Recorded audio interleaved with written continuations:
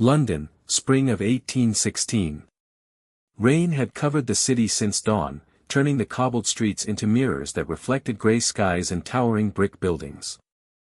Elegant carriages rolled through Mayfair while ordinary people hurried beneath worn umbrellas, hoping to escape the relentless drizzle. Evelyn Radthorpe walked without one. Her faded wool cloak, once a rich navy blue, had grown heavy with rain. Water dripped from its hem as she tightened her grip on the folded letter hidden inside her gloves. Every step toward Brookhaven House felt heavier than the last, yet she never slowed. 3 years earlier, her family had lived comfortably in the countryside. Her father, George Radthorpe, had invested everything in a mining venture that promised enormous wealth. Instead, it collapsed under fraud, leaving him buried beneath impossible debts. Friends disappeared. Their estate was sold. Even the furniture had been auctioned until only memories remained. Now they rented 2 cramped rooms above a candle-maker's shop, where the smell of melted wax clung to every wall. George had wanted to visit the Duke himself and beg for more time to repay the debt, but illness and shame had broken him. Watching her father struggle to stand had convinced Evelyn that she could no longer let him carry the burden alone. If someone must face him, she had whispered that morning, let it be me. Brookhaven House appeared through the rain like a silent fortress. Its pale stone walls rose above iron gates, and its tall windows reflected the stormy sky without revealing anything inside. Wealth surrounded the estate so completely that even the flowers along the entrance seemed carefully disciplined. Evelyn climbed the polished steps and lifted the heavy brass knocker. The echo disappeared into the enormous house. Moments later, the door opened. A young footman glanced first at her soaked cloak before looking at her face. "Deliveries belong at the servants' entrance," he said without kindness. "I am not a delivery," Evelyn answered calmly. "My name is Miss Evelyn Radthorpe. I've come to speak with His Grace regarding a family matter." The servant hesitated. Her clothes suggested poverty, but her voice carried quiet confidence. After several uncomfortable seconds, he stepped aside. "You may wait." The entrance hall felt colder than the rain outside. Marble floors stretched beneath towering portraits of stern ancestors whose painted eyes seemed to judge every visitor. Evelyn folded her trembling hands together. She had spent years waiting, for better days, for letters, for opportunities that never arrived. Waiting no longer frightened her. Soft footsteps echoed across the grand staircase. An elderly woman dressed in elegant grey descended with perfect posture. Her silver hair framed a face marked by wisdom rather than age. "You are Miss Radthorpe," she said. "Yes, my lady. I am Lady Elara, the Duke's great-aunt." Instead of questioning Evelyn's appearance, Lady Elara studied her expression. "You walked here in this weather?" "I could not afford a carriage." "And yet you came." "My father owed the debt," Evelyn replied quietly. "But I owed him the courage to stand here." Something warm flickered in the older woman's eyes. Without another word, she motioned toward the staircase. "Come with me." They entered a magnificent library filled with shelves reaching nearly to the ceiling. A fire crackled softly, chasing away the dampness carried in from outside. A tall man stood beside the window with his back turned. He wore a simple black coat, though every detail of it spoke of extraordinary wealth. His posture remained perfectly still as he looked over the neglected gardens beyond the glass. "Marcus," Lady Elara announced, "Miss Radthorpe has arrived." The Duke turned slowly. He looked younger than Evelyn had imagined, perhaps 32, with calm amber eyes that held neither cruelty nor pity. "Miss Radthorpe," he said evenly. "Please, have a seat." "I would rather stand, Your Grace." "As you wish." Taking a slow breath, Evelyn removed the folded letter from her glove but never opened it. "My father borrowed money believing he could rebuild our future," she began. "He was deceived, and everything we owned disappeared. The debt remains ours, and we do not deny it." She lifted her chin despite the fear tightening her chest. "I have not come to ask for forgiveness. Only for time." Silence filled the library. The Duke studied her carefully, surprised that she offered neither excuses nor tears. As Evelyn prepared to leave, her eyes drifted toward the rain-soaked garden outside the window. "It isn't dead," she said almost to herself. Marcus looked toward the tangled hedges. "It certainly appears to be." "No," Evelyn replied softly. "It has simply been forgotten." For the first time in many years, the Duke found himself looking at the abandoned garden through someone else's eyes. In the next section, the Duke investigates Evelyn's family, forgives the debt, and makes an unexpected marriage proposal that changes both of their lives forever. For the next 3 days, Marcus Brookhaven could not forget the woman who had walked through the rain. It was not because she had begged for mercy. In truth, she had done the opposite.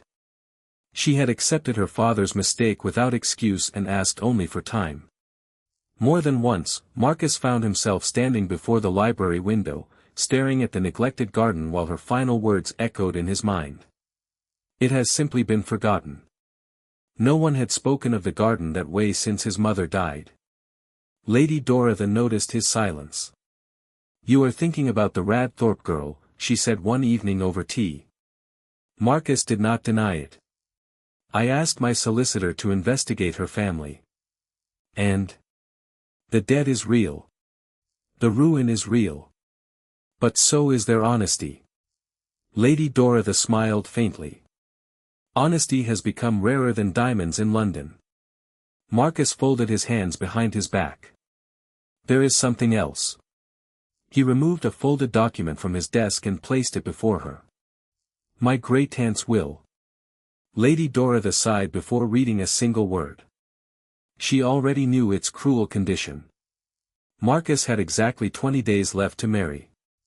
If he failed, Brookhaven House, its surrounding lands, and hundreds of tenant families would pass to his reckless cousin, a man whose gambling debts were already notorious across England. Marcus had refused every fashionable lady introduced during the London season. He wanted a wife, not a title hunter. Now time had nearly run out. "Have you finally chosen someone?" Lady Dorothy asked quietly. Marcus looked once more toward the rain-soaked garden. "I believe I have." 2 mornings later, Evelyn returned to Brookhaven House. The footman greeted her with unexpected respect and escorted her directly to the library. Marcus stood waiting. "Miss Radthorpe." She offered a small bow. "You asked me to return." "I did." He remained standing.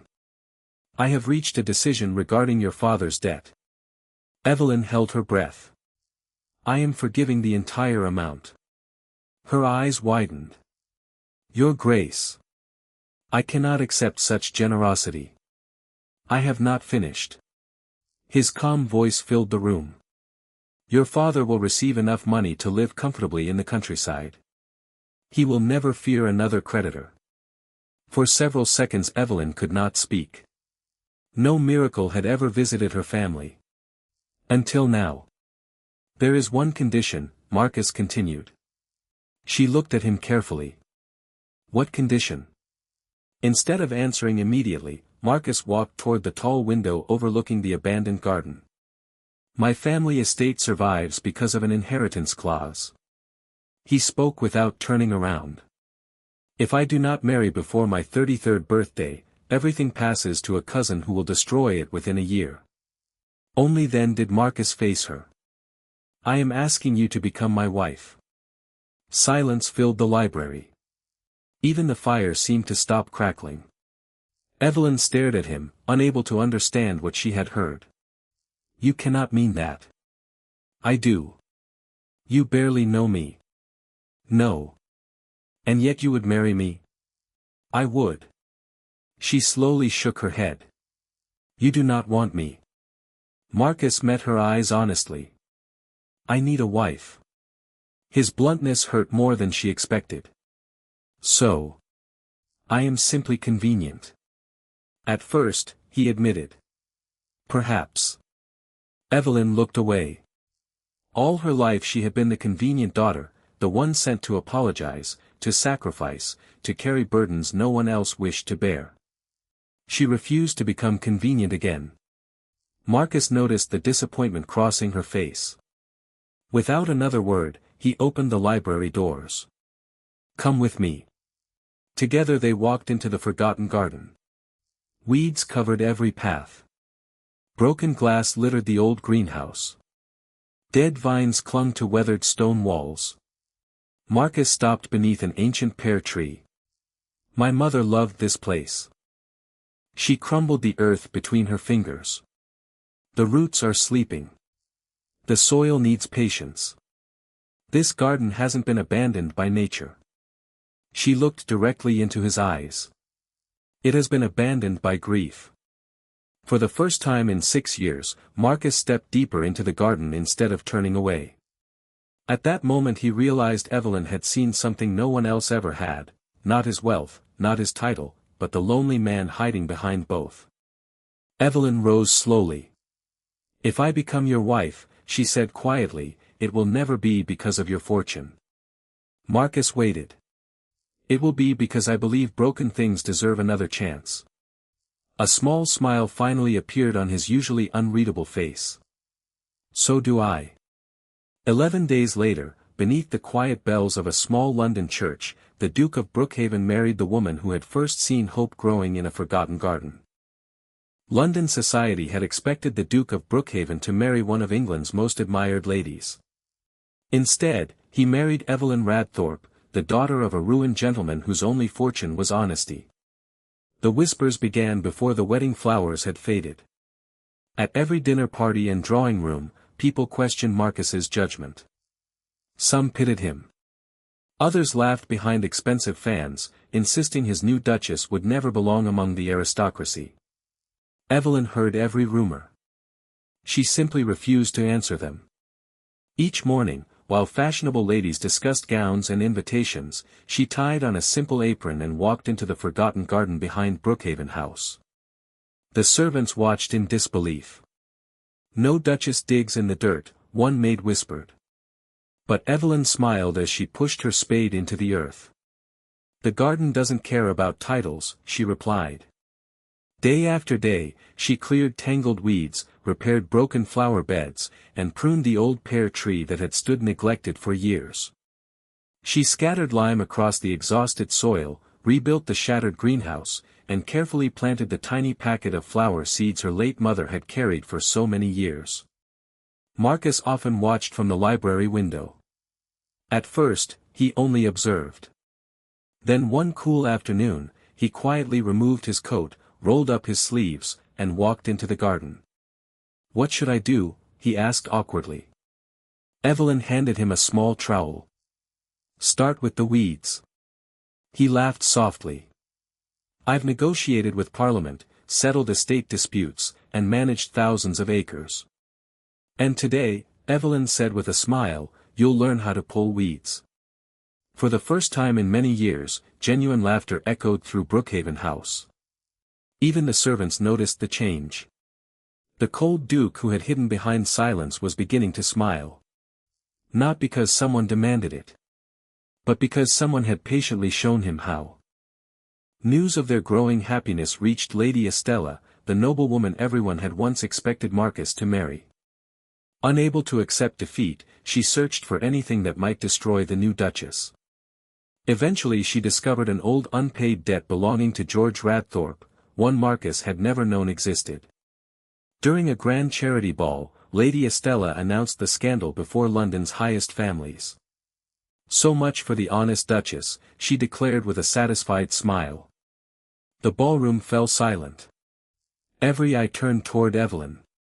Instead of denying the accusation, Evelyn stepped forward calmly. "My father did owe that money." A wave of whispers swept through the room. She continued without fear. "We never denied our debts. We only lacked the means to repay them." Marcus walked across the ballroom and stood beside his wife. "There will be no shame in this house for telling the truth," he said firmly. "If another debt exists, it will be paid today." He looked directly at the gathered guests. "The only disgrace I see is the pleasure some people take in another family's suffering." No one answered. Lady Estella quietly lowered her eyes. For the first time, London understood why the Duke had chosen Evelyn.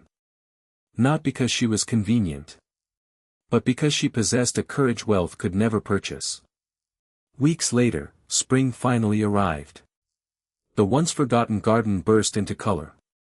White blossoms covered the old pear tree. Roses climbed the repaired stone walls. The greenhouse sparkled beneath fresh panes of glass, while hundreds of flowers bloomed from the tiny seeds Evelyn's mother had saved years before. Standing beside her, Marcus looked across the living garden. "You saved it." Evelyn gently shook her head. "We saved it." He reached for her hand. "I believe this place died with my mother." "It didn't," Evelyn replied softly. "It was simply waiting for someone to believe it could live again." Marcus smiled. "I thought you restored my garden." She looked into his warm amber eyes. "No, Your Grace. I simply reminded you that broken hearts, like neglected gardens, only need patience, truth, and someone willing to stay." As they walked together beneath the blooming pear tree, the afternoon sun broke through the clouds for the first time that spring. The flowers swayed gently in the breeze, filling the air with new life. The forgotten garden had become the heart of Brookhaven House once again, just as two lonely souls had transformed a marriage of necessity into a love that neither title nor fortune could ever have created.